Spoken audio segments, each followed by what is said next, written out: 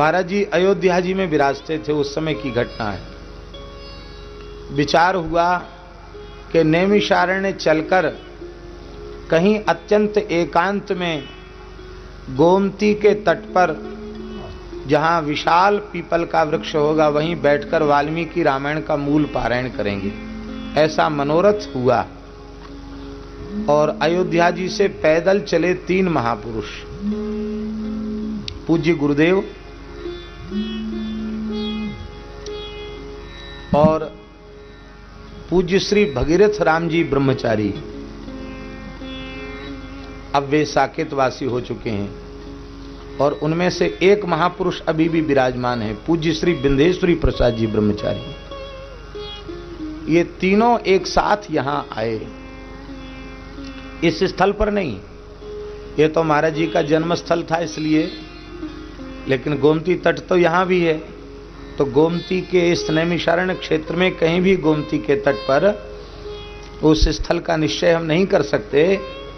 वहां एक विशाल पीपल के वृक्ष के नीचे गाय के गोबर से चौका लगाया और महाराज जी ने उच्चारण पूर्वक बड़े मंद्र स्वर में पाठ की जो विधि है, पाठ की भी महाराज जी पारायण की भी विधि है। बहुत से लोग कहते हैं हम तो दृष्टि पाठ कर रहे हैं, दृष्टि पाठ का कहीं उल्लेख नहीं है। गीति शीघ्री शिरः कंपी तथा लिखित पाठकः अनर्थज्ञोल्पकंठस्य षडेते पाठका धमा। गीति, गीति का अर्थ है अमर्यादित गान, जहां दीर्घ का ह्रस्व हो जाए, ह्रस्व का दीर्घ हो जाए, मात्राएं भी घट बढ़ जाएं, अर्थ का अनर्थ हो जाए, उस गान को। शास्त्रीय पद्धति से गान है तो वो अनुचित नहीं है। कुशलव ने भी संपूर्ण आदिकाव्य श्रीमद् वाल्मीकि रामायण को सस्वर गाया है, तंत्री लय समन्वित। अमर्यादित गान, गीति, शीघ्री बहुत जल्दी जल्दी पढ़ना, शिरः कंपी बहुत सिर हिला हिला के पढ़ना, लिख करके पढ़ना, और पढ़ते पाठ करते समय अर्थ का अनुसंधान न होना, और भीतरी भीतर पाठ करना, उच्चारण पूर्वक पाठ न करना। ये 6 पाठक के दोष हैं। उन दोषों से सर्वथा मुक्त होकर के महाराज जी का उच्चारण बहुत विशुद्ध था, बहुत विशुद्ध उच्चारण था। वा वा शा सा सा, इनका उच्चारण में भी इतना विवेक रखते थे कि जो जिस वर्ण का उच्चारण स्थान जो है वही उच्चारण उनके मुखारविंद से वैखरी वाणी के रूप में प्रकट होता था। बहुत विशुद्ध उच्चारण होता।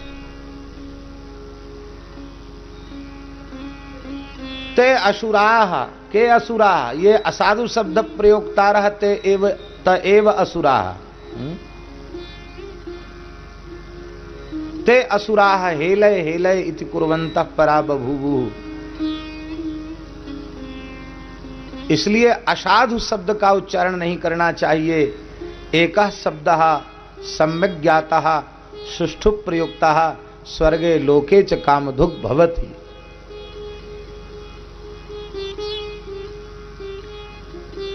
उच्चारण महाराज जी का बहुत विशुद्ध था। विद्यार्थियों को पढ़ाते समय यदि जब तक उनका शुद्ध नहीं तब तक लगातार उसको 10-10, 20-20, 50-50 बार तक दोहराते रहते थे महाराज। अब गुस्सा कभी नहीं करते, एक और विशेष बात थी। जैसे हम तो थोड़ी देर में झल्ला जाए, कहो हो गया आप ठीक से तैयार करके लाना, लेकिन महाराज जी बड़े धैर्य पूर्वक लगातार उसको उच्चारण कराते रहते। तो महाराज जी ने बड़े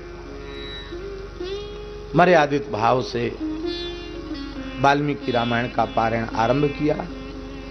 जैसे ही, और श्रोता के रूप में केवल 2 लोग थे, दोनों ब्रह्मचारी, श्री भगीरथ राम जी ब्रह्मचारी और श्री पूज्य विंध्येश्वरी प्रसाद जी ब्रह्मचारी।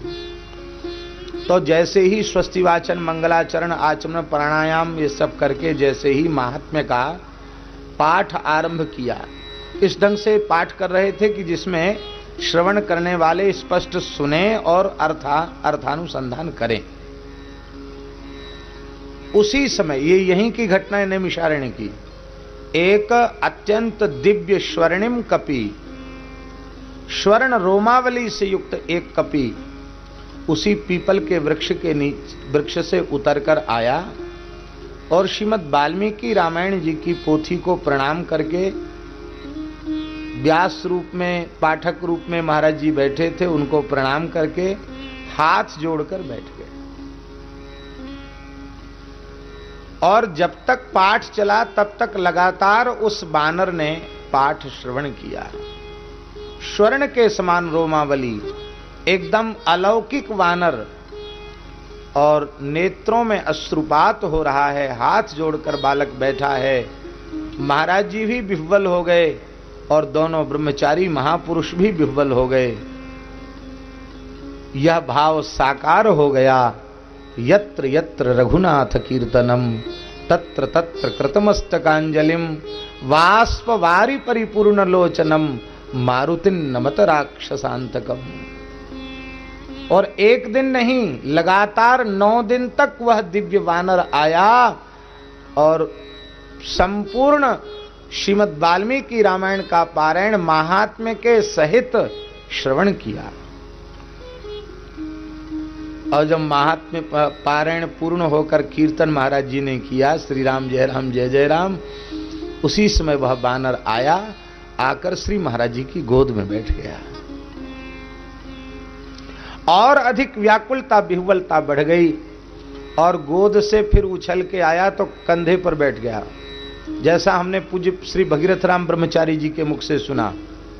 बोले वो जीवन की ऐसी घटना है कि जिसका प्रकाश सबके सामने नहीं किया जा सकता। इतना विशाल बानर कैसे चढ़ गया पीठ पर, और महाराज जी सामान्य तरीके से बैठे हैं, यहां चरण रख के बानर बैठ गया और दोनों हाथ सिर पे रख लिए, और सब वातावरण में स्तब्धता छाई रही। पुरुषाकार में 3 महापुरुषों को छोड़कर चौथा वहां कोई था नहीं। और वह बानर अकस्मात छलांग लगा करके पीपल के ऊपर चढ़ गया। जिस पीपल के नीचे पारायण हो रहा था उसी पीपल पर चढ़ गया। और जब चढ़ गया तब तीनों महापुरुषों ने खूब देखा, पीपल की किसी शाखा पर किसी भी कपि का दर्शन नहीं हुआ।